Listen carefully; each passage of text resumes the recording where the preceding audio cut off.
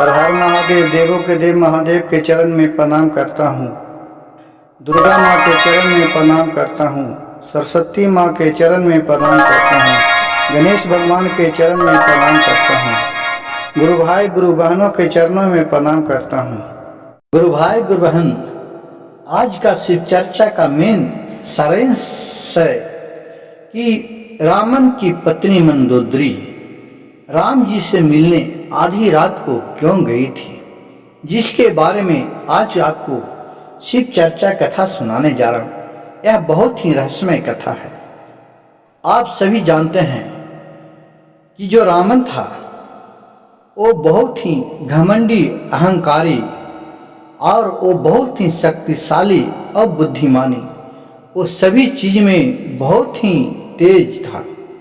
उसके मुकाबला उस समय और कोई नहीं था, नहीं बल में, नहीं शस्त्र में, नहीं विद्या में, नहीं बुद्धि में। सभी देवताओं को अपने बस में कर लिए थे। सबको अपने राज में, अपने महल में सब देवता देवी को विराजमान रखते थे।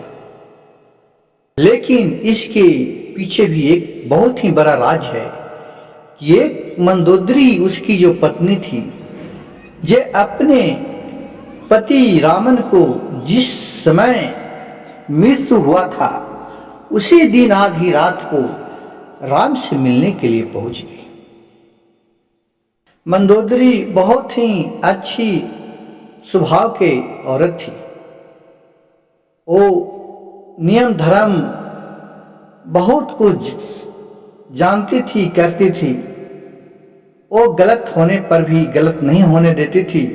लेकिन गुरु भाई गुरु बहन, देखिए कि अगर जिसका पति अहंकारी हो, किसी का बात नहीं मानो, उसको सामने उसका पति क्या कोई भी पत्नी कितनों भी अच्छा हो, आज्ञाकारी हो, कितनों काबिलियत हो उनके अंदर, लेकिन सब भूल जाती है। कहा जाता है कि होनी को कौन टाल सकता है।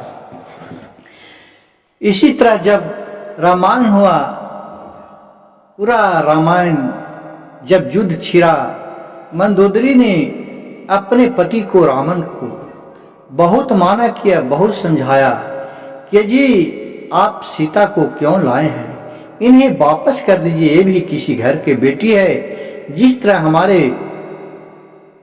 परिवार में हमारे प्रजा को बेटी है उसी तरह ये बेटी है, इसे वापस कर दीजिए। लेकिन बात माना करने पर भी रावण नहीं माना। वो अपने अहंकार में चूर हो गया और यहाँ तक बात बिछड़ गया कि उसका सारी सेना, जितना बेटा था, भाई था, सब उसके मारे गए। और फिर ऐसा एक समय आया कि वो भी युद्ध में रावण भी राम के हाथ मारा गया। जब सभी मारे गए तो मंदोदरी बेचारी सोची, उनके अंदर एक भावना जगा, क्या इतना बलवान राम है कि जो हमारे इतना शक्तिशाली पति को भी परास्त कर दिए। और वो आधे रात में ही राम के पास मिलने के लिए पहुंच गया। जब रावण ने उसे देखा कि कोई औरत आया, राम ने धड़क से उठ के खड़ा हुए और बोले, मां आप कौन हो?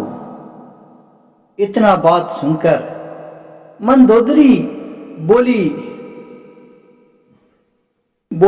राम बोला, मां आप कौन है?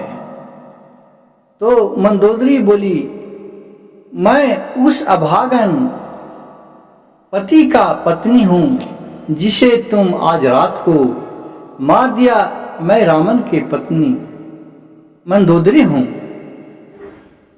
तो राम बोले कि तो तुमने इतना रात में अकेले हमसे मिलने क्या आई हो? राम ने मीठे वचन में बोले, आप अकेले क्यों मिलने आया हो? तो मंदोदरी बोली कि मैं देखने आया हूं। मंदोदरी से राम बोले तो राम बोले कि तूने क्या देखा मां?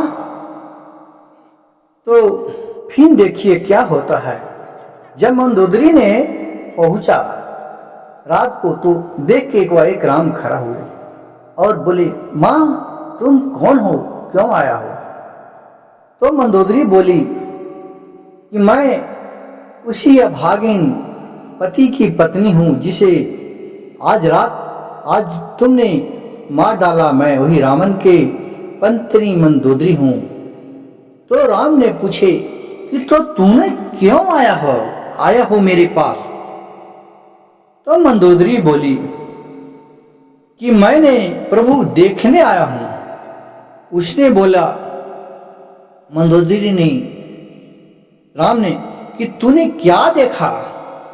मंदोदरी ने मीठे शब्द में बोली कि मेरा एक पति था रावण, जो किसी गैर पत्नी को देख के उसे मूर्छित होकर उसे अपने पत्नी बनाना चाहती थी और अपना पत्नी बना लेती थी, जबरदस्ती हो चाहे किसी भी तरह के हो।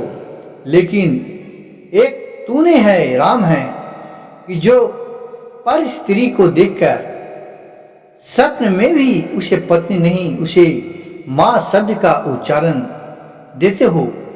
यही मेरे भगवान, मेरे पति और आप में बहुत बड़ा रहस्य है। गुरु भाई गुरु बहन, देखिए कि एक राम थे। आजकल के बहुत सा ऐसा इस देखने को रावण और राम आज भी इस जगह है, हम आप में है, हर घर में हर जगह में है कि बहुत सौ के ऐसा विचार है कि जो पुरुष पर स्त्री को देखकर भी वो मोहित हो जाता है, उसके ऊपर गलत निगाह होता है, उसे रावण से संबोधित करते हैं।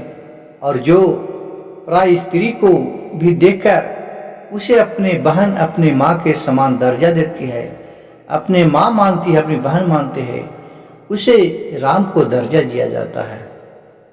गुरु भाई गुरु बहन, मेरे कथा अच्छा लगे तो कृपया मेरे चैनल को एक लाइक, सब्सक्राइब और शेयर जरूर कीजिएगा। हर हर महादेव, घर घर महादेव।